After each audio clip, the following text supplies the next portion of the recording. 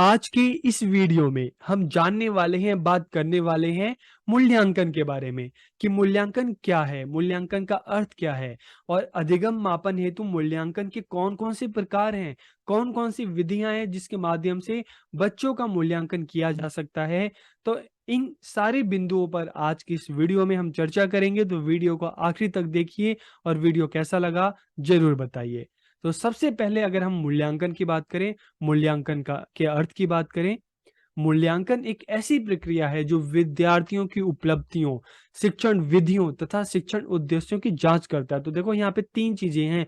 विद्यार्थियों की उपलब्धियों मतलब कि एक निश्चित समय में शिक्षक ने विद्यार्थियों को जितना पढ़ाया है और विद्यार्थियों ने कितना सीखा है, इस चीज का पता कैसे लगाया जाए। तो उसके लिए जाहिर सी बात है, बच्चों का मूल्यांकन किया जाता है, बच्चों का टेस्ट लिया जाता है, उनकी परीक्षा ली जाती है। उसी से तो पता चलता है कि बच्चों ने कितना सीखा, कितना जाना।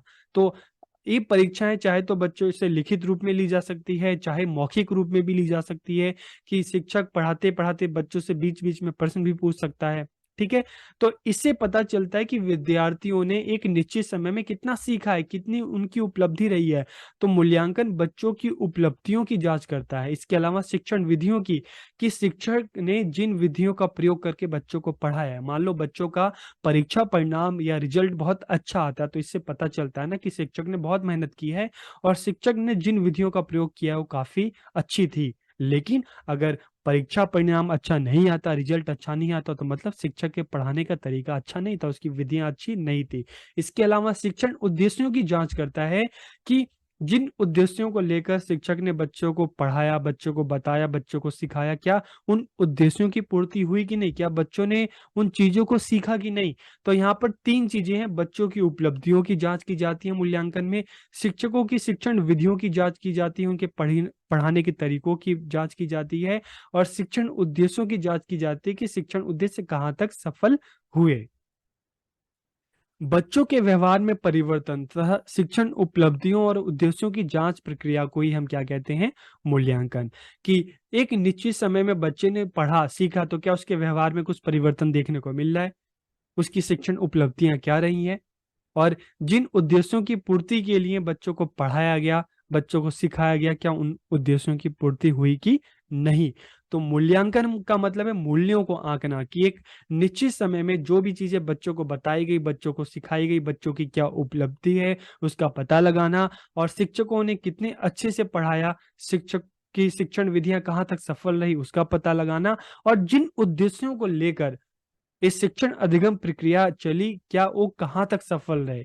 क्या उन उद्देश्यों को प्राप्त किया जा सका है? तो इन सभी चीज़ों का पता किसमें चलता है? मूल्यांकन में। किसी विषय के शिक्षण के निर्धारित उद्देश्यों की प्राप्ति किस स्तर तक हुई है, इस बात का पता लगाने की प्रक्रिया ही मूल्यांकन है। मान लो हम हिंदी भाषा पढ़ा रहे हैं, ठीक है? तो हिंदी भाषा का उद्देश्य क्या है पढ़ाने का? कि बच्चे हिंदी को सही तरीके से बोल सकें, सही तरीके से बच्चे समझ सकें, अपनी बातों को सही तरीके से बता सकें, सही तरीके से लिख सकें, सोच सकें, समझ सकें, ठीक है? आलोचनात्मक चिंतन कर सकें, दूसरों की बातों को सुनकर उसका उत्तर दे सकें, तो हिंदी साहित्य का ज्ञान प्राप्त कर सकें, ठीक है? हिंदी साहित्य में बच्चों की रुचि उत्पन्न करना, तो ये सारे के सारे हिंदी शिक्षण के उद्देश्य हैं, ठीक है? और हर स्तर पर जब बच्चा हर स्तर के लिए कक्षा 5 के लिए, कक्षा 6 के लिए, कक्षा 7 के लिए, हर स्तर का एक अलग उद्देश्य होता है। किस स्तर पे क्या-क्या उद्देश्य हैं, तो मूल्यांकन के माध्यम से पता चलता है कि बच्चों ने उन उद्देश्यों की प्राप्ति किस स्तर तक की है। 5वीं कक्षा तक बच्चों को पढ़ना, लिखना, बोलना, समझना ये सारी चीज़ें आ जानी चाहिए। तो क्या एक 5वीं कक्षा का बच्चा सही से लिख सकता है, सही से बोल सकता है, सही से दूसरों से बात कर सकता है, दूसरों की बातों को समझ सकता है? तो इसका पता कैसे चलेगा? जब उसका मूल्यांकन किया जाएगा लिखित रूप से, मौखिक रूप से। मूल्यांकन एक सतत प्रक्रिया है। सतत का मतलब है लगातार चलने वाली प्रक्रिया है, जिसका उद्देश्य शिक्षक व विद्यार्थियों का अधिगम पथ प्रदर्शित करना है। तो देखिए मूल्यांकन एक लगातार चलने वाली प्रक्रिया है, सतत प्रक्रिया मतलब बच्चों का हम देखते हैं कक्षा में बच्चों को पढ़ाते हुए शिक्षक बच्चों का बार-बार मूल्यांकन करता है, उनसे प्रश्न पूछता है जानने के लिए कि बच्चे ध्यान दे रहे हैं कि नहीं, बच्चे को जो पढ़ाया जा रहा है वो सीख रहे हैं कि नहीं।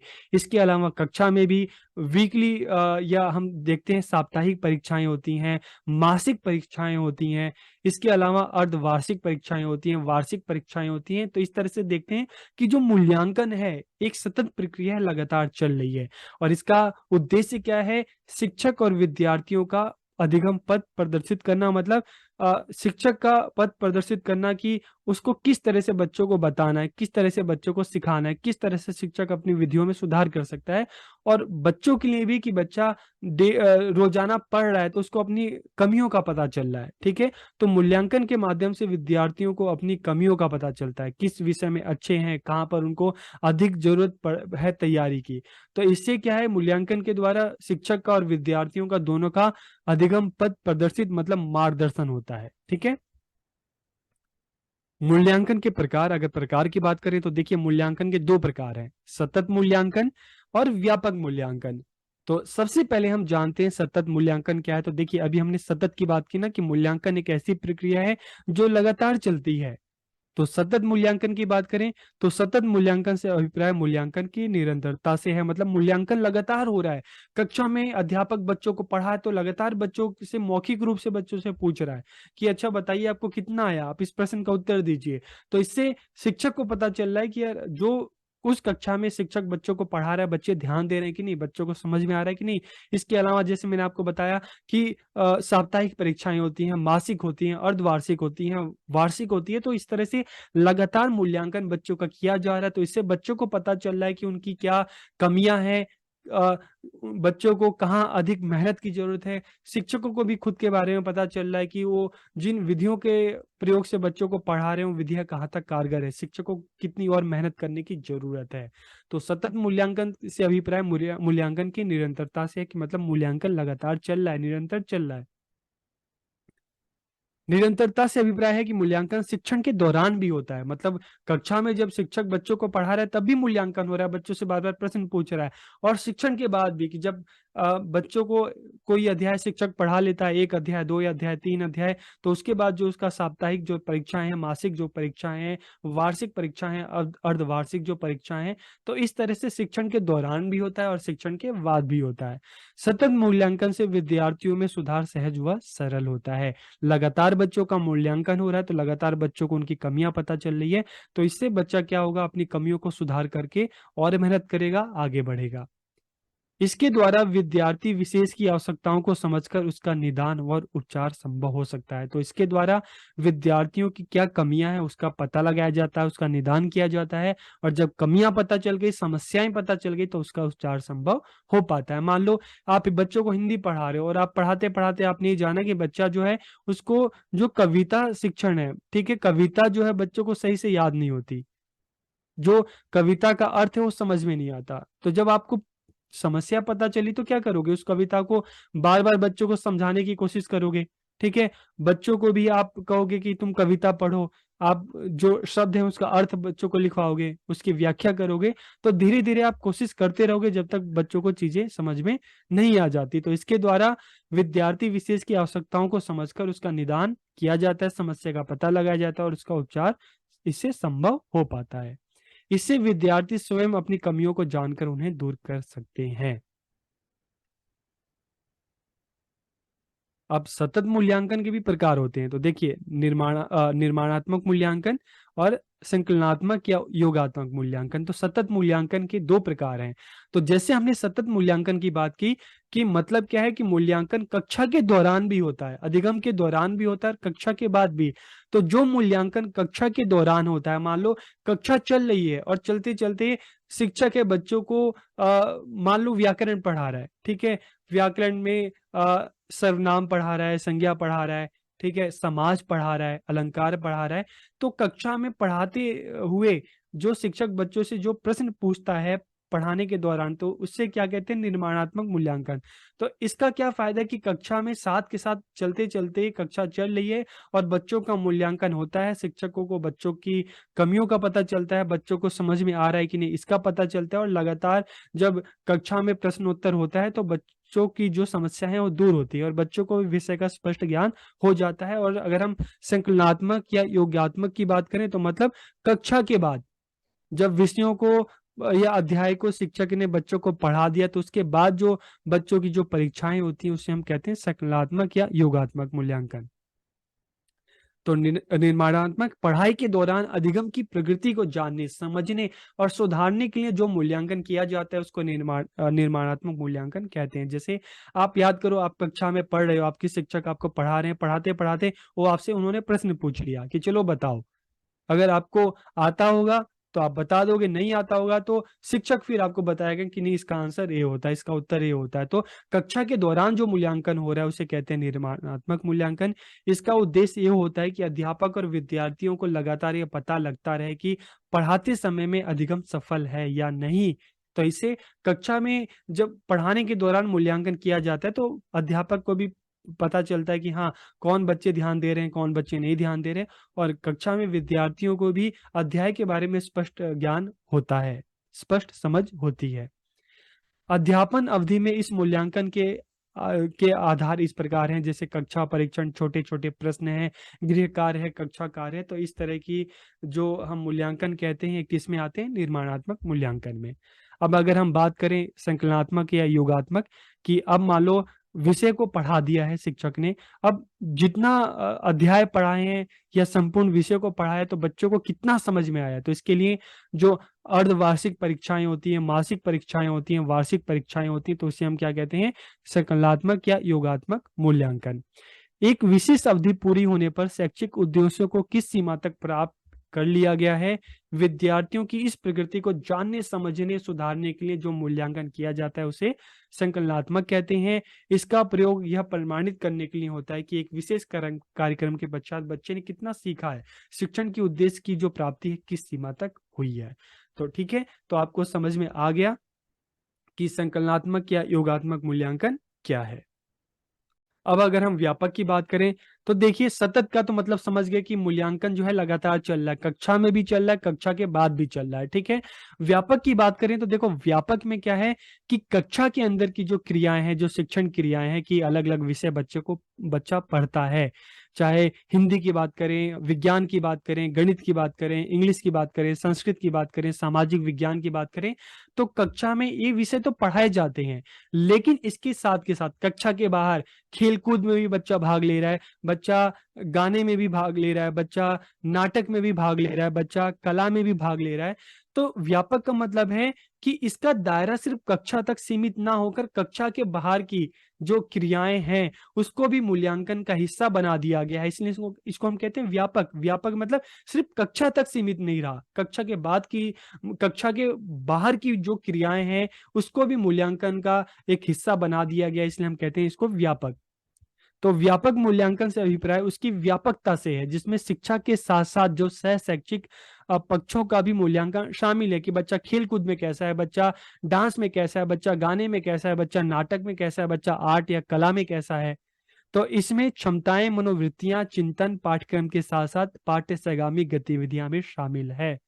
तो इसलिए इसकी व्यापकता बढ़ जाती है, एरिया बढ़ जाता है, तो इसलिए हम इसको कहते हैं व्यापक मूल्यांकन। इसके द्वारा विद्यार्थियों का बौद्धिक, सामाजिक, भावात्मक, सांस्कृतिक और शारीरिक विकास सुनिश्चित किया जाता है।